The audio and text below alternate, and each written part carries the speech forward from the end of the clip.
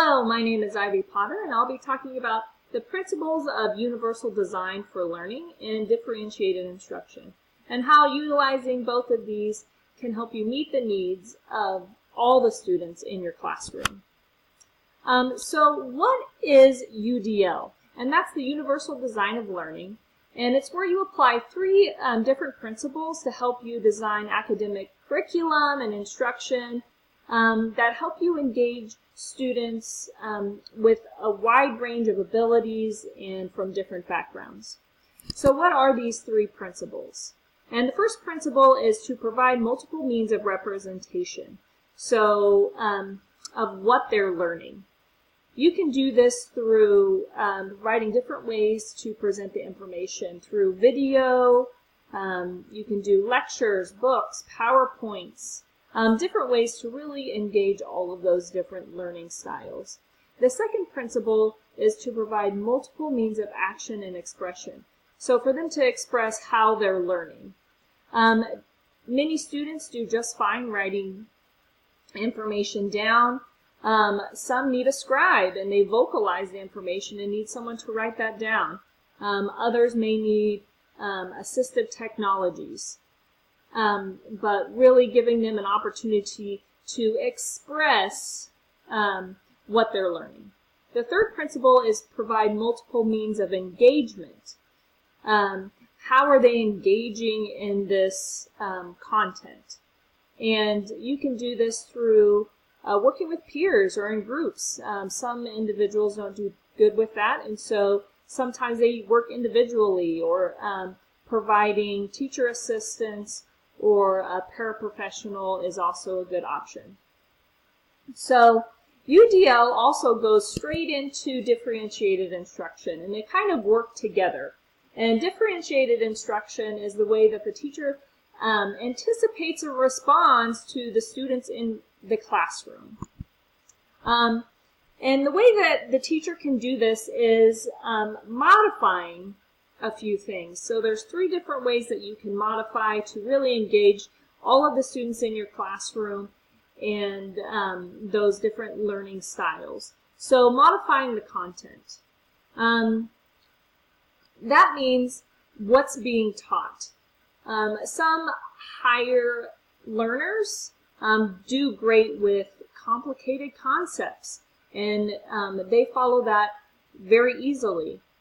Some lower level learners, they need that content simplified a little bit.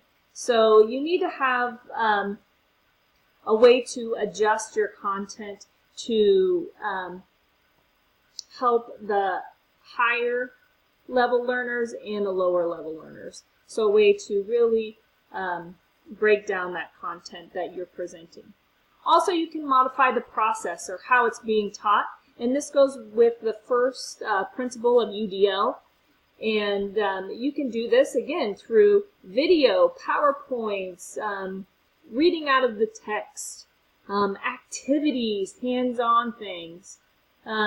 Just providing multiple ways for these students to learn the material.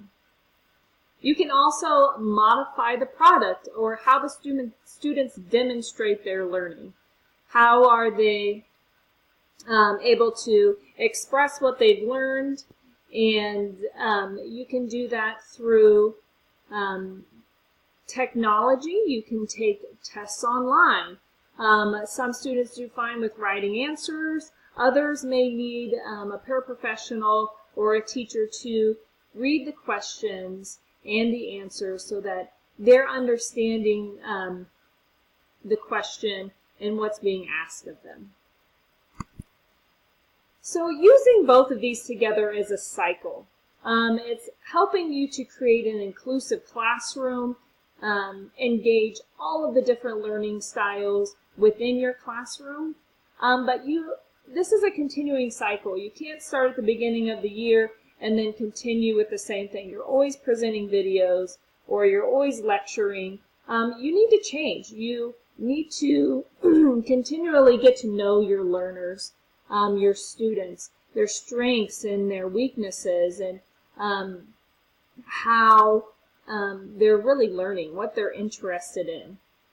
Also, then you need to go and you need to be responsive and differentiate your instruction. You need to change what you're doing, have an array of ways that you're engaging these learners and how they can demonstrate their learning through different activities or really being assessed differently. So really utilizing UDL and differentiated instruction is a fantastic way to engage all of your students, make sure that they're all learning the content, and really being successful in your classroom. So thank you for your time, and I hope you enjoyed my video.